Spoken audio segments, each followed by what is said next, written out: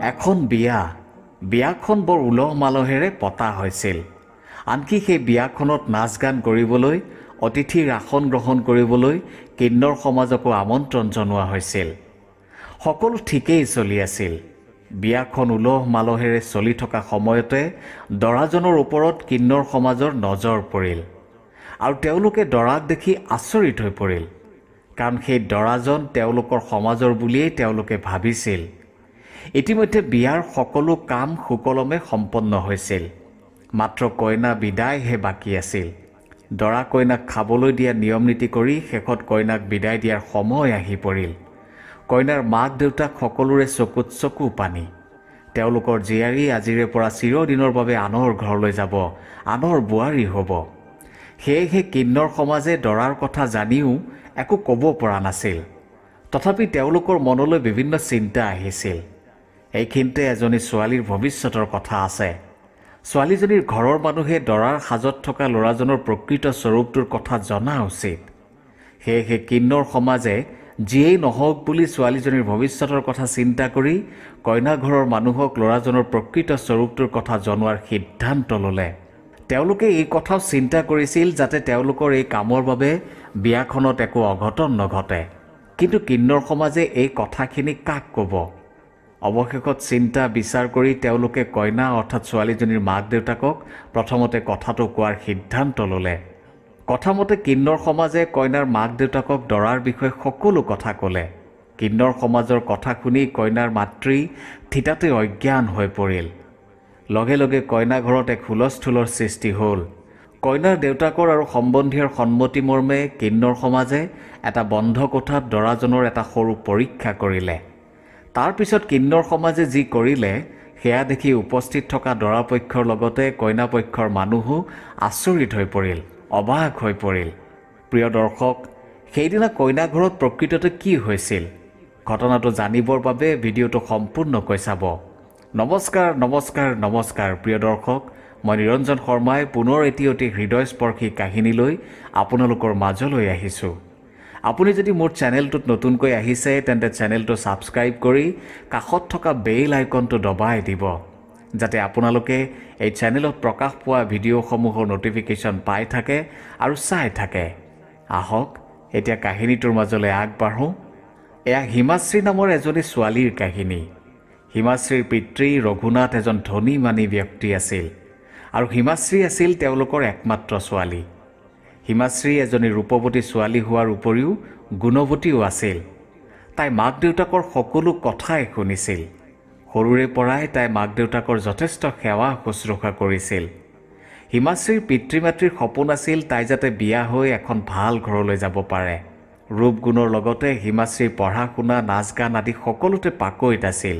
হিমাশ্ৰী তেতিয়া BA final ইয়েৰৰ ছাত্ৰী আছিল যেতিয়া তাইৰ হৃদয় নামৰ ল'ৰা এজনৰ লগত বিয়া ঠিক হৈছিল। তাই তেতিয়া বিয়াৰ বাবে অলপ আপত্তি কৰিছিল আৰু মাক দেউতাকক কৈছিল, মা দেউতা, মই নহ'লে পঢ়াখিনি সম্পূৰ্ণ কৰি লওঁ, তাৰপিছত বিয়াখন পাতিবা। তেতিয়া দেউতাকে ক'লে, মাজনী, ল'ৰা ঘৰৰ মানুহে জানুৱাৰী মাহৰ আৰম্ভণিতেই বিয়াখন হৈ যোৱাটো বিচাৰিছে আৰু বিয়াখন যদি জানুৱাৰীতে হৈ যায় তেতিয়াও তোমাৰ পৰীক্ষাৰ বাবে প্ৰায় 2-3 মাহ বাকী থাকিব।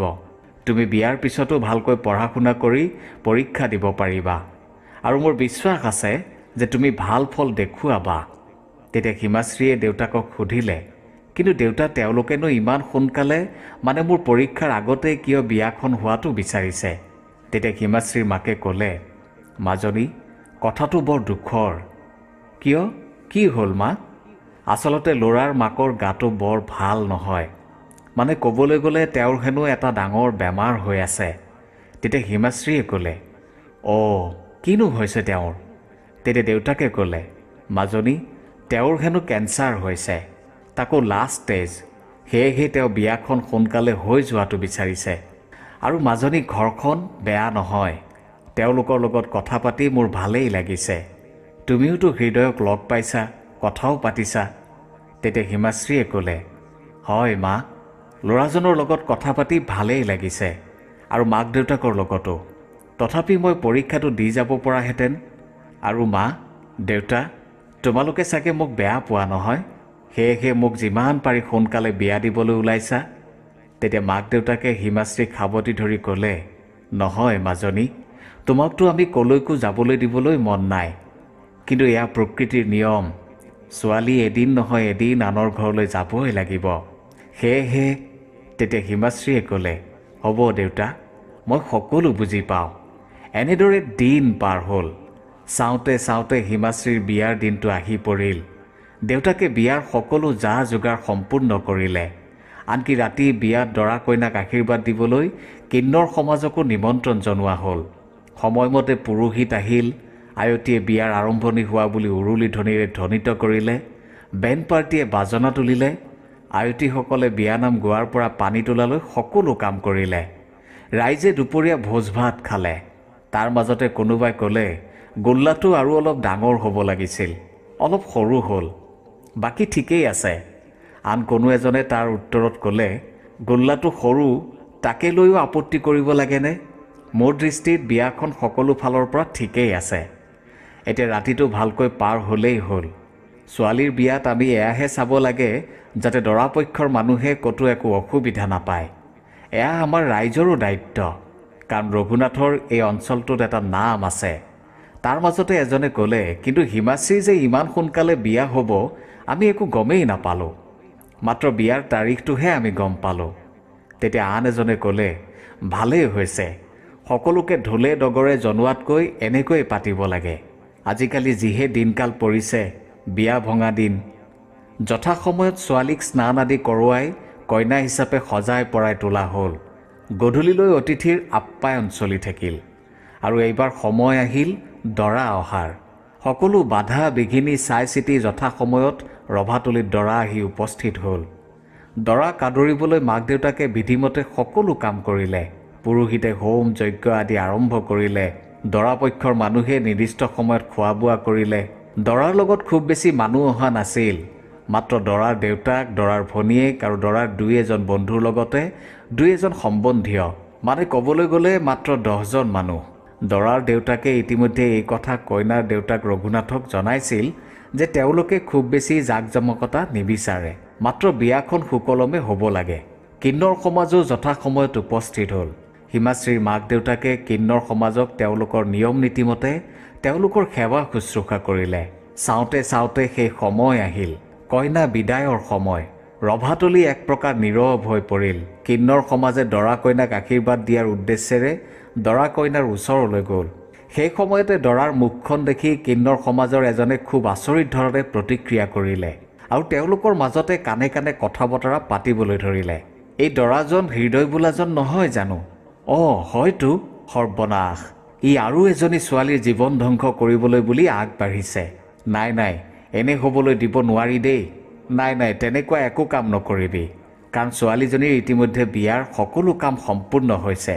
এতিয়া আমি যদি কিবা হুলস্থুল কৰোঁ তেতিয়া গোটেই বিয়াখনেই এক অঘটন হিচাপে চিহ্নিত হ'ব। মানুহে আমাকহে বেয়া বুলিব যে এজাক কিন্নৰে আহি বিয়াখন গোটেই পণ্ড কৰিলে। তাতকৈ সকলো মনে মনে থকাই ভাল। আমি ল'ৰাৰ বিষয়ে ভালকৈয়ে জানো, তাৰ পিছতো আমি কেনেকৈ এইখন বিয়া হ'বলৈ দিব পাৰোঁ। নাই নাই, তোমালোকে যি ভাবা যি কৰা কৰিবা, মই কিন্তু এই বিয়া হ'বলৈ দিব নোৱাৰোঁ। কাৰণ ৰঘুনাথ দাৰ ছোৱালী হিমাশ্ৰী বহুতেই ভাল। তাইৰ নিচিনা ছোৱালীজনীৰ জীৱনটো ধ্বংস হ'বলৈ দিলে আমাকহে পাপে চুব। কাৰণ আমি দৰাৰ সকলো কথাই জানো। গোটেই ঘটনাটো পুলিচলৈ গুচি যাব আৰু দৰাৰ দেউতাকে জানো আমাক সোধাই এৰিব? তাতকৈ বাদ দে এইবোৰ। আমাৰ কামছে মতলব। আমি পইচা পাতি পাইছোঁ, দৰা কইনাক আশীৰ্বাদ দিব লাগে, বছ, আমাৰ কাম ইমানেই। নাই নাই, তহঁতে যি ভাব ভাবি থাক। যি বিপদ হ'লেও মই কিন্তু ইয়াক আজি এসেকাত দিহে এৰিম। আৰু আজি ইয়াক এনেকুৱা কৰিম যাতে সি আৰু কেতিয়াও কোনো ছোৱালীৰ জীৱন ধ্বংস কৰিব নোৱাৰে। কিন্তু কথাখিনি কাক জনাবিনো? কোনেনো শুনিব আমাৰ কথা? হিমাশ্ৰীৰ মাক দেউতাকে শুনিব আমাৰ কথা। আমি কৌশলপূৰ্ণভাৱে কথাখিনি তেওঁক জনাম। অৱশেষত কিন্নৰ সমাজে সিদ্ধান্ত ল'লে যে দৰা হৃদয়ৰ সকলো কথা কইনা অৰ্থাৎ হিমাশ্ৰীৰ মাক দেউতাকক ক'ব। কিন্নৰ সমাজৰ এজনে হিমাশ্ৰীৰ দেউতাকক একাষৰীয়াকৈ মাতি নিলে আৰু দৰাজনৰ কথা ক'বলৈ ধৰিলে। দেউতাকে প্ৰথমতে তেওঁলোকৰ কথা বিশ্বাস কৰা নাছিল, কাৰণ তেওঁলোকে হৃদয়ৰ বিষয়ে তেনে কোনো কথাই শুনা নাছিল আৰু হৃদয়ৰ লগতে হৃদয়ৰ মাক দেউতাকৰ কথা বতৰা ব্যৱহাৰ পাতিত অলপো কিবা গণ্ডগোল আছে বুলি সন্দেহ কৰাৰ থল নাছিল। কিন্নৰ সমাজে বহুত বুজালে আৰু দৰাৰ এটা সৰু পৰীক্ষা লোৱাৰ বাবে অনুমতি ল'লে। কিন্নৰ সমাজে নিয়ম নীতিৰ অজুহাত দেখুৱাই দৰা হৃদয়ক হিমাশ্ৰীৰ দেউতাকে দেখুৱাই দিয়া এটা কোঠালৈ লৈ গ'ল। তেতিয়া হিমাশ্ৰীয়ে দেউতাকক সুধিলে, দেউতা, তেওঁলোকে যে কেৱল হৃদয়কহে কোঠাটোলৈ লৈ গ'ল, মোক যে নিনিলে? তেতিয়া দেউতাকে ক'লে, মাজনী, তেওঁলোকৰ হেনো কিবা এটা নিয়ম আছে, সেয়েহে আৰু তুমিও কিন্তু অলপ সময় ধৈৰ্য ধৰিব লাগিব। তেতিয়া হিমাশ্ৰীয়ে দেউতাকক ক'লে, দেউতা, মই দেখোন কিবা এটা অঘটনৰহে গোন্ধ পাইছোঁ। এই কিন্নৰ সমাজে কোনো অঘটন নকৰেতো? তেতিয়া হিমাশ্ৰীৰ দেউতাকে ক'লে, নাই, নকৰে। তেওঁলোকৰ ওপৰত মোৰ সম্পূৰ্ণ বিশ্বাস আছে। যি হ'ব আমাৰ ভালৰ কাৰণেই হ'ব যেন লাগিছে। দেউতাকৰ কথা শুনি হিমাশ্ৰীও মূৰ জোকাৰি সন্মতি প্ৰকাশ কৰিলে। এনেদৰে প্ৰায় আধা ঘণ্টামান পাৰ হ'ল। দৰাৰ দেউতাকেও কিবা এটা অঘটনৰ অনুমান কৰিব পাৰি কইনাৰ দেউতাকক সুধিলে, বিয়ৈ, কইনা বিদায়ৰ মুহূৰ্ত দেখোন পাৰেই হ'ব এতিয়া। তেতিয়া হিমাশ্ৰীৰ দেউতাকে ক'লে, চিন্তা নকৰিব বিয়ৈ, এই কিন্নৰ সমাজৰ নিয়মটো সম্পূৰ্ণ হ'লেই হ'ল। আমাৰ ফালৰ পৰা আৰু একো নিয়ম নাই। দৰাৰ দেউতাকেও বুলি কৈ সন্মতি প্ৰকাশ কৰিলে। তাৰ মাজতে কিন্তু দৰাৰ ভনীয়েকেও একো নোকোৱাকৈ নাথাকিল। আমিতো এনে নিয়ম ক'তো দেখা নাই, আৰু কিন্নৰেনো কি আশীৰ্বাদ দিব? তেওঁলোক দেখোন নিজেই। তেতিয়া হিমাশ্ৰীৰ দেউতাকে ক'লে, নহয় মাজনী, এনে শুভ কামত তেওঁলোকৰ আশীৰ্বাদ লোৱাটো অতি গুৰুত্বপূৰ্ণ, আৰু মই তেওঁলোকক আগৰে পৰাই চিনি পাওঁ, জানো তেওঁলোকে আমাৰ অহিত চিন্তা কেতিয়াও নকৰে। তেওঁলোক যদিও আমাৰ সমাজৰ পৰা পৃথকে থাকে, কিন্তু তেওঁলোকতো ভগৱানৰে অংশ। গতিকে নিশ্চিন্ত থাকক, তেওঁলোকৰ পৰা আমাৰ একো অসুবিধা নহয়। এনেদৰে কথা বতৰা চলি থকা সময়তে দৰা হৃদয়ৰ লগতে কিন্নৰ সমাজ কোঠাটোৰ পৰা বাহিৰলৈ ওলাই আহিল। কোঠাটোৰ পৰা ওলাই আহোঁতে হিমাশ্ৰীৰ দেউতাকে লক্ষ্য কৰিছিল যে হৃদয়ে এক প্ৰকাৰ লাজতে চিন্তাতে তলমূৰকৈ ৰভাতলিলৈ আহিছিল। তেতিয়া ৰাতিপুৱা প্ৰায় 5 বাজিছিল। কিন্নৰ সমাজে হৃদয় আৰু হিমাশ্ৰীৰ লগতে ৰভাতলিত উপস্থিত থকা সকলোকে উদ্দেশ্যি ক'বলৈ ধৰিলে, আমি আজি যি কৰিবলৈ গৈ আছোঁ সেয়া ভুল নে শুদ্ধ আমি নাজানো, কিন্তু আমি এয়াই জানো যে আমি আজি এজনী ছোৱালীৰ জীৱনটো ধ্বংস হোৱাৰ পৰা বচাবলৈ গৈ আছোঁ। কিন্নৰৰ এই কথা শুনি হিমাশ্ৰীৰ লগতে হিমাশ্ৰীৰ মাক আচৰিত হৈ পৰিল, আৰু মাকে হিমাশ্ৰীৰ দেউতাকক সুধিলে, হেৰি, এয়া তেওঁলোকে কি ক'বলৈ ধৰিছে? তেতিয়া হিমাশ্ৰীৰ দেউতাকে অলপ গহীন গম্ভীৰ সুৰত ক'লে, অলপ ধৈৰ্য ধৰা, তেওঁলোকক তেওঁলোকৰ কাম কৰিবলৈ দিয়া। কিন্নৰ সমাজৰ এজনে কৈ গৈ আছিল, এই ল'ৰাজন প্ৰকৃততে এজন আমাৰ নিচিনা কিন্নৰ। এই কথা শুনি হিমাশ্ৰী অবাক হৈ পৰিল আৰু মাক অজ্ঞান হৈ পৰিল।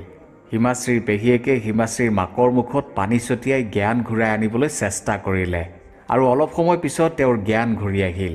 আনফালে কথা বিষম দেখি দৰাৰ দেউতাকে মাত লগালে, তোমালোকে এয়া কি কথা কৈছা? তোমালোকে কেনেকৈ আমাৰ ল'ৰাৰ ওপৰত দোষ দিব পাৰা? আমাৰ ল'ৰাৰ তেনে কোনো দোষ নাই। মই এতিয়াই পুলিচক খবৰ দিম। তেতিয়া কিন্নৰ সমাজে ক'লে, আপুনি পুলিচক খবৰ দিয়াৰ আগতে আমিহে পুলিচক খবৰ দিম যে আপোনালোকে এনে নাটক কৰি বহু ছোৱালীৰ জীৱন ধ্বংস কৰিছে। তেতিয়া বিয়াত উপস্থিত থকা ৰাইজৰ বহুতে ক'বলৈ ধৰিলে, কিন্নৰ সমাজক ক'বলৈ দিয়ক, তেওঁলোকে দৰাৰ বিষয়ে কি জানে আৰু তেওঁলোকৰ ওচৰত কি প্ৰমাণ আছে।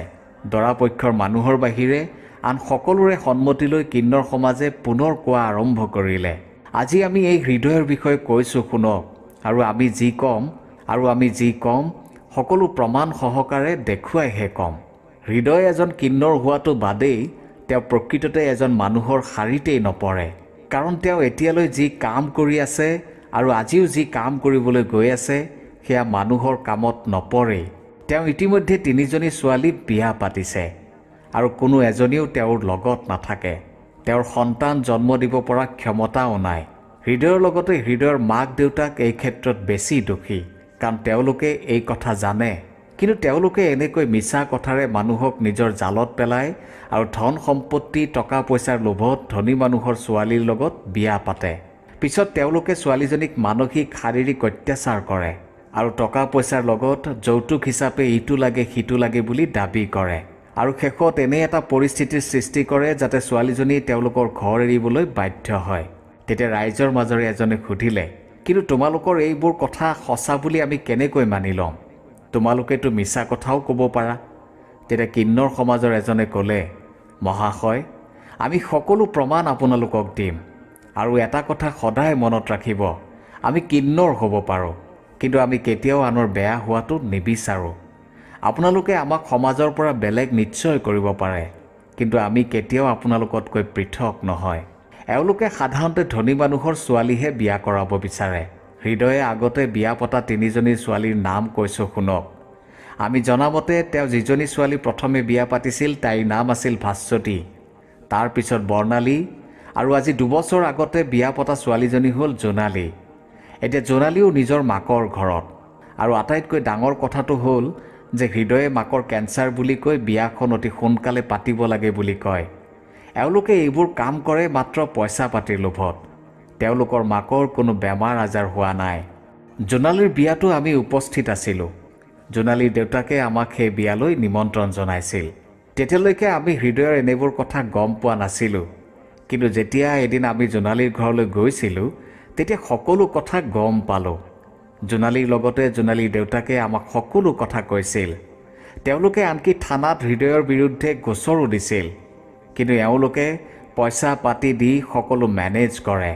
আপোনালোকৰ যদি বিশ্বাস হোৱা নাই তেন্তে বাকীখিনি কথা দৰা অৰ্থাৎ হৃদয়ৰ মুখেৰে নিজেই শুনক। তেতিয়া হৃদয়ৰ দেউতাকে এক প্ৰকাৰ গৰজি উঠা দি ক'লে, সি কি ক'ব, সি একো নাজানে, মোক সোধক। তেতিয়া ৰাইজৰ মাজৰ পৰা এজনে ধমক দি ক'লে, আপুনি মনে মনে থাকক, দৰাক ক'বলৈ দিয়ক, আমি তেওঁৰ মুখেৰে শুনিব বিচাৰোঁ। ৰাইজৰ ৰোষত পৰিব বুলি ভাবি দৰাৰ দেউতাকো মনে মনে থাকিল। তেতিয়া হৃদয়ে ক'বলৈ ধৰিলে, মোক ক্ষমা কৰি দিয়ক ৰাইজ, মই ইমান দিনে বহু ভুল কৰি আহিছোঁ। কিন্নৰ সমাজে যি কথা কৈছে সকলো সঁচা। এই সকলোবোৰ কাম মই মোৰ দেউতাৰ নিৰ্দেশ মতেহে কৰি আহিছোঁ, আৰু মোৰ মাৰ কোনো ডাঙৰ বেমাৰ হোৱা নাই। এই সকলোবোৰ মিছা।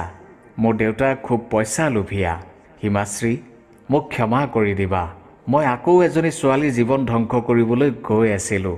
ৰাইজ, আপোনালোকে মোক যি শাস্তি দিব খোজে দিয়ক, মই আৰু পুনৰ এই ভুল কৰিব নিবিচাৰোঁ। হৃদয়ৰ কথা শুনি উপস্থিত থকা ৰাইজে ক'লে, এতিয়া দৰাই যিহেতু নিজে স্বীকাৰ কৰিছে যে তেওঁ দোষী, গতিকে ইয়াত আমাৰ একো ক'বলগীয়া নাই। এতিয়া তেওঁলোকক পুলিচক গতাই দিয়াহে কথা। আইনে ইয়াৰ নিশ্চয় উচিত ব্যৱস্থা ল'ব।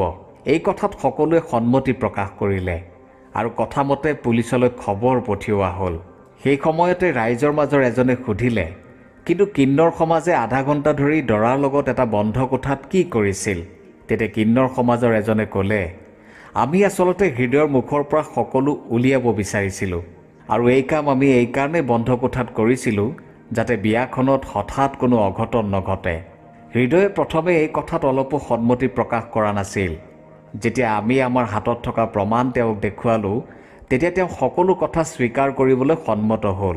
এয়া চাওক, আমাৰ মোবাইলতে আছে সকলো প্ৰমাণ, জোনালীৰ ভিডিঅ', তেওঁলোকে থানাত গোচৰ দিয়াৰ প্ৰমাণ, তেওঁলোকৰ বিয়াৰ ফটো, সকলোবোৰ। কাৰণ আমি সেইদিনা জোনালীৰ মুখৰ পৰা তাইৰ লগত ঘটা দুখৰ কথা শুনি কান্দি উঠিছিলোঁ, আৰু আমিও তাইক ন্যায় পোৱাৰ বাবে যেনেকৈ পাৰোঁ সহায় কৰিম বুলি কৈছিলোঁ। সেয়েহে আমাৰ প্ৰত্যেকৰে মোবাইল ফোনত এনেবোৰ প্ৰমাণ ধৰি ৰাখিছোঁ। আমাৰ একমাত্ৰ উদ্দেশ্য আছিল যে হৃদয়ে যাতে আৰু কোনো ছোৱালীৰ জীৱন ধ্বংস কৰিব নোৱাৰে।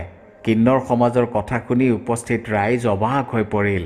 হিমাশ্ৰীৰ মাক দেউতাকে কিন্নৰ সমাজক ধন্যবাদেৰে উপচাই পেলালে। তোমালোকে আজি আমাৰ ছোৱালীজনীক বচালা, তাইৰ জীৱনটো নিশ্চিত ধ্বংসৰ পৰা বচালা, তাৰ বাবে আমি তোমালোকৰ ওচৰত চিৰকৃতজ্ঞ।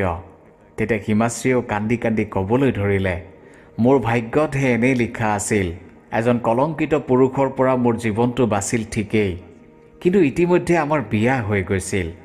এতিয়া মানুহে মোক দেখিলে হাঁহিব, মোক দেখিলে অমংগলীয়া বুলি ক'ব। এতিয়া মোৰ জীৱনৰ পিছৰখিনি মই কেনেকৈ সহ্য কৰিম? তেতিয়া কিন্নৰ সমাজে ক'লে, আই হিমাশ্ৰী, তই দুখ নকৰিবি। তোৰ ভাগ্যত কি আছে আমি নাজানো, কিন্তু আমি এয়াই জানো যে তই অতি শুদ্ধ আৰু পবিত্ৰ অন্তৰৰ ছোৱালী। সেয়েহে আজি তই এই ঘটনাটোৰ পৰা ৰক্ষা পৰিছ। চাবি, এতিয়াৰে পৰা তোৰ লগত যি ঘটিব সেয়া ভালেই হ'ব। যথাসময়ত ৰঘুনাথৰ ঘৰত পুলিচ উপস্থিত হ'ল। ঘটনাৰ বুজ ল'লে আৰু ৰাইজ আৰু কিন্নৰ সমাজৰ প্ৰমাণৰ ভিত্তিত হৃদয় আৰু দেউতাকক থানালৈ লৈ যোৱা হ'ল। প্ৰিয় দৰ্শক, এয়া আছিল আজিৰ কাহিনীটো। এই কাহিনীটোৰ পৰা আমি দুটা কথা নিশ্চয় শিকিব পাৰোঁ। প্ৰথমটো হ'ল যে মানুহৰ লগত যি ঘটে সদায় কিবা নহয় কিবা এটা ভালৰ কাৰণেই ঘটে আৰু যেনেকৈ নহওক ভগৱানে মানুহক সহায় কৰে। যেনেকৈ আজি কিন্নৰৰ ৰূপত ভগৱানে হিমাশ্ৰীক বচালে আৰু দ্বিতীয়তে সমাজত প্ৰতিজন মানুহেই প্ৰতিজনৰ বাবে প্ৰয়োজনীয়, সেয়া লাগিলে কিন্নৰেই হওক বা অন্য কোনো জাতি। কিন্নৰ সকলো আমাৰ সমাজৰে অংশ। তেওঁলোক আমাৰ সমাজৰ পৰা পৃথক নহয়, মাত্ৰ আমাৰ চিন্তাধাৰা দৃষ্টিকোণ সলনি কৰাৰ প্ৰয়োজন। আপুনি কি ভাবে? আপোনাৰ মতামত নিশ্চয় জনাব। ধন্যবাদ।